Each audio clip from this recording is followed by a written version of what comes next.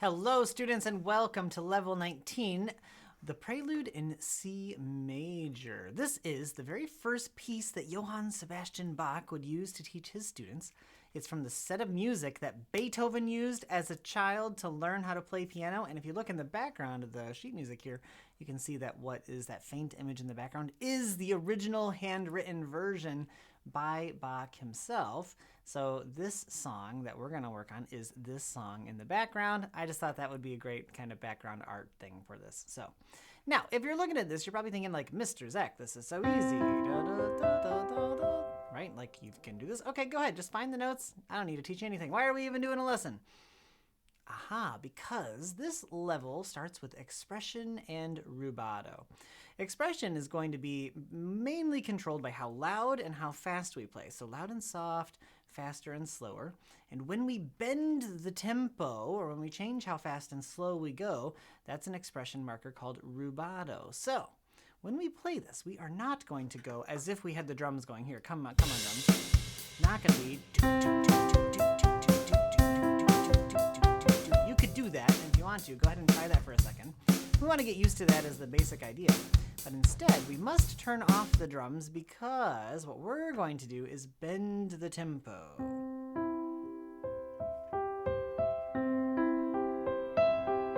Hear how I got a little bit faster as I went? We're going to try that with each of these measures. A little bit faster, a little bit slower. I don't think I'm going to need to explain too much about what's going on with our hands here. Maybe for this lesson, I'll move myself over here. Goodbye, little patch of green screen. Okay, so let's start from the beginning. Measure number 1, left hand, C, E. And you can see that we're going to hold those. If you want to, you can also press the pedal, because that sounds cool. Then the right hand, G, C, E, G, C, E. Just make sure you're starting on middle C, and you'll be good. Ready? So does the same pattern twice in a row. You can see also that the first 5 notes form the basis of the pattern for the whole rest of the measure. So C, E, G, C, E, G, C, E, C, E, G, C, E, G, C, E. I'm just going to hide me because I feel like it makes me look like I'm looking in the wrong direction. Okay, bye self. All right, let's try measure number 2. So same thing, C, D. Now I'm using my pinky on each of these first notes because I think this is a nice way to frame the hand. If I was to bring this back and show you what's going on here, I'm starting my lowest note with my left hand pinky. And a lot of teachers might not like this because this is not how other people do it. This has to do with one of the kind of finger games that Bach seems to play with a lot of these preludes, which we'll learn about more in the classical piano course. If you make it that far, or if you've already started it, around the time you get to this piece, you can start jumping into the beginning of the classical piano course. And you could do volume 3 at the same time as finishing, at the same time as starting classical piano. Some students like to wait until they're all the way done with volume 3, though. So the idea of hand framing, though, is that the lowest note will be in my left hand pinky, and the highest note will be my right hand pinky. And so that way, all of the notes that are inside this range are here inside my fingers, like that. There we go. See that? So I could do it like this, where my thumb is playing the highest note, like that. Go ahead and try that. Go like pointer, thumb. And then here, I could stretch out differently if I wanted to, like that. So I've got extra room for extra reach, but instead I'm using this really close hand position inside because this is the very first piece that Bach would use to teach his students. And so I think it's nice to have this kind of tighter hand position where basically we're on C, D, E, F, G, A, B, C, D, E. And then we learn the first exception to the rule that sometimes our fingers can be on the same key. Look at that, my thumbs are touching, like hello thumbs. So, and we can stack them like that, or we can just lift one off so that the other takes its place. All sorts of little things you can do with this little piece. Let's take a look at measure number 2 before we add in all this expression and rubato stuff. C, D, and then our left hand stays in the same spot, but now my right hand is just going to move up 1 key. A, D, F. So see in measure 1 it was G, C, E. Measure 2 it's up 1 key. Does that sound a little bit like Moonlight Sonata? Like if I was just up there instead? Beethoven studied this music. This is some of the stuff that he was studying when he was a kid. So these 3-note patterns, A, D, F, A, D, F, you can hear that's the kind of pattern that we used. Night Sonata, wasn't it? This might have been the very first piece that Beethoven learned as a child, so it would have had a profound effect on how he thought of music and the kind of musical patterns he used. Okay, then it just does it again. C, D, A, D, F. Obviously, learning to find these notes and stuff is not the big goal. So let's just go right to the top of page 2. Now, the left hand moves down one key. So the first measure was C, E. And that would have been on this line and this line, right? Here you can see where the notes C and E are. Now they're both down one key, B, D.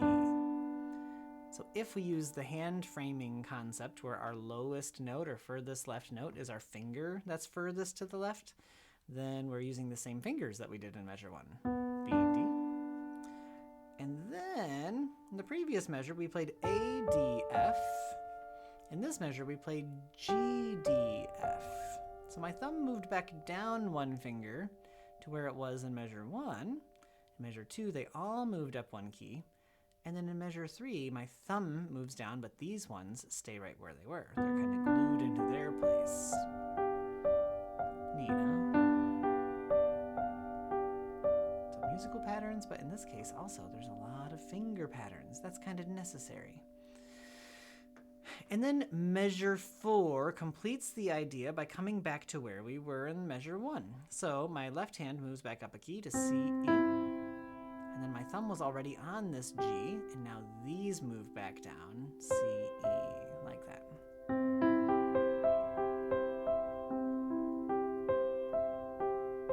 if you want to end it fancy, you can give it something like a high C up there, or even higher if you want. Or you could go for a kind of a dramatic low ending like that. All right, now what we're going to do is take a look at both pages, and let's see if I can get the right sheet music up. Ta-da! There we go. I'll get myself out of the way. Bye, bye, bye. And let's take a look at measure number 1. Now, measure number 1 is the same as measure number 4. So really, you have to get good at going from 1 to 2 to 3 and just thinking about switching back to measure 1. However, with expression and rubato, what we're going to do is make sure that the piece is evolving and not sounding mathematical. This is perhaps one of the most important lessons of music. When a composer is creating music in the first place, what they're usually doing is starting on the instrument. And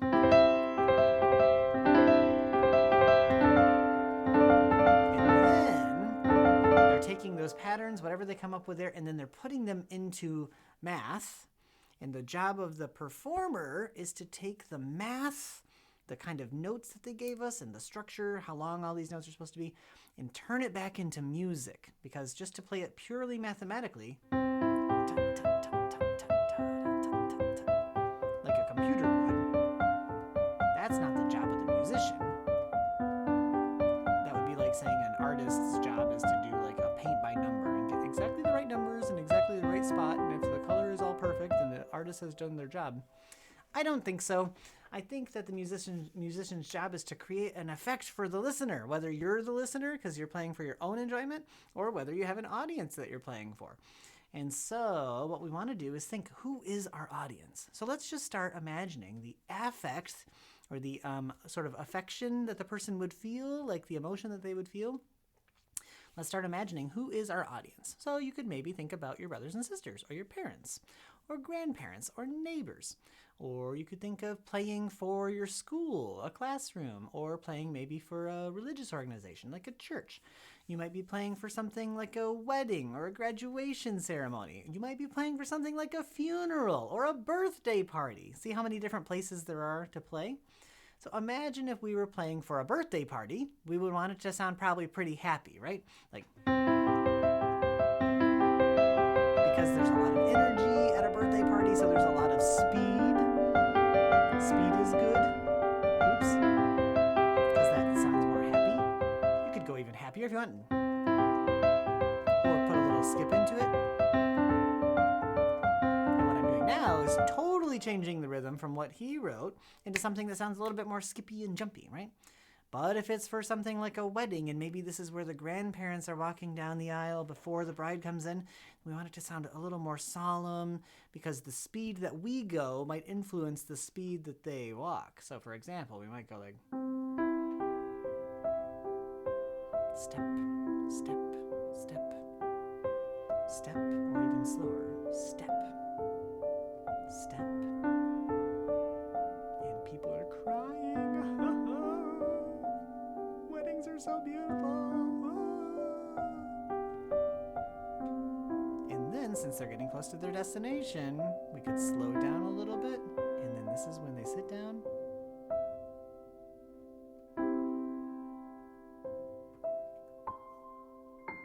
And then, boom. Then we go into the next piece of music because we want to have something else. Or maybe the next people start walking down, and so we just recycle and we repeat these 4 measures again.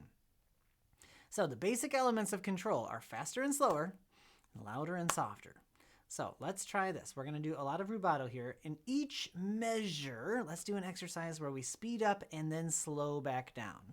So it'll be accelerando and decellerando. Accelerando and decellerando, like this. Speeding up, slowing back down. Tut, tut, tut, tut, tut. Can you try that with measure number 1?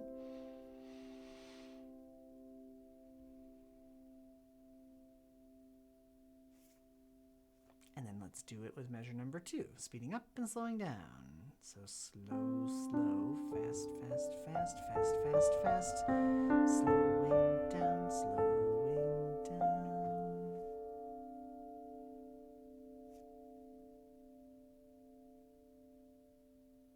And go ahead and do it on measure 3. Slow, faster, slowing back down.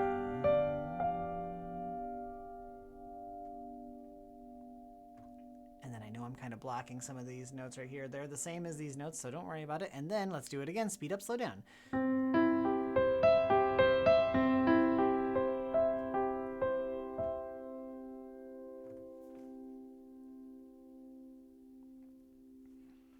Now let's use the same idea, and we're going to think in bigger strokes. So over the whole page, I'm going to speed up, keep speeding up this time, and then start slowing down and get really slow.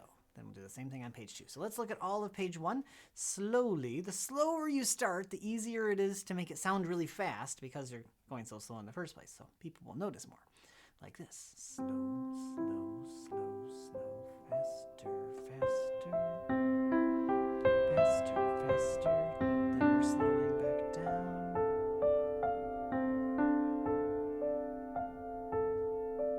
Hear the difference in the arc? Okay, you try page 1.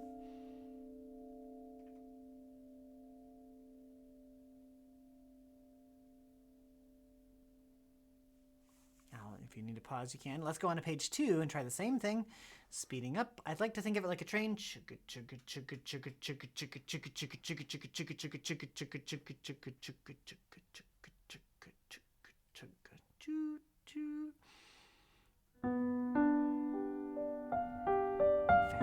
faster, faster, faster. Slowing, slowing, slowing, slowing.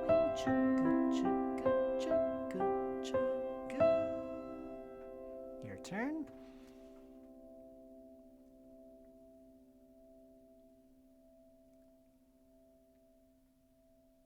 And then we could do the same thing over the whole piece. These are just the first 4 measures, and this is kind of the first phrase or point of the piece.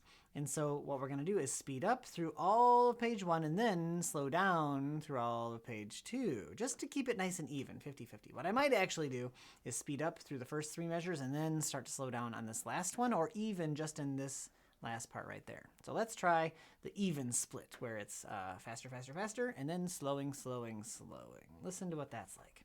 Starting slow.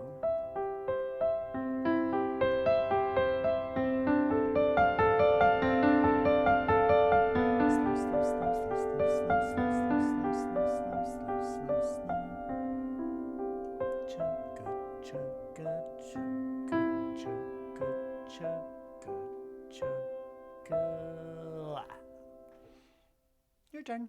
I'll just let you pause and practice that one. You'll have to pause me to do this one. Now let's take a look at what it would sound like if we do the first 3 measures faster and then slowing down in the last one. Slow, fast, faster, chugga, chugga, chugga, chugga, chugga, chugga, chugga, chugga, chugga, chugga, chugga, chugga, chugga, chugga, chugga, slow, chugga, chugga, chugga, chugga, chugga, chugga.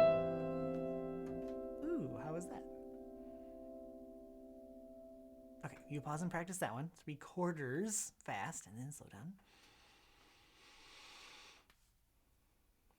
And then let's just go free form. So each one is not necessarily going to follow these like rigid math constraints, but we might spill over a little bit. So maybe I'll go faster for the first measure and a half, or the first measure and a third, and then I'll start to slow down just a little bit right there. But then maybe I'll pick back up again and go a little faster, and then slow back down, and then pick back up, and then slow, slow, slow, slow.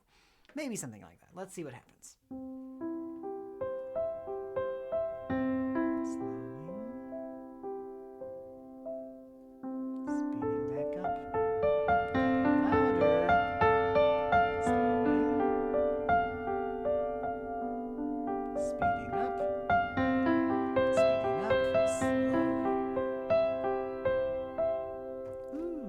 That's why even just on 2 pages like this or 4 measures like this, there really are infinite ways to perform it. What I'd like you to do is start exploring your own musical style. How does your heart feel right now? Who is your audience? Who can you imagine playing for? Leave me a comment and write a little bit of a description of what you think would be a cool way to do this. And then if you're doing the checkpoints, show me how you're doing, and then maybe give a little bit of a description of what you're aiming for so I can compare what your idea is to how it comes off. I'd love to see your progress. Keep up the good work, and let's be playful.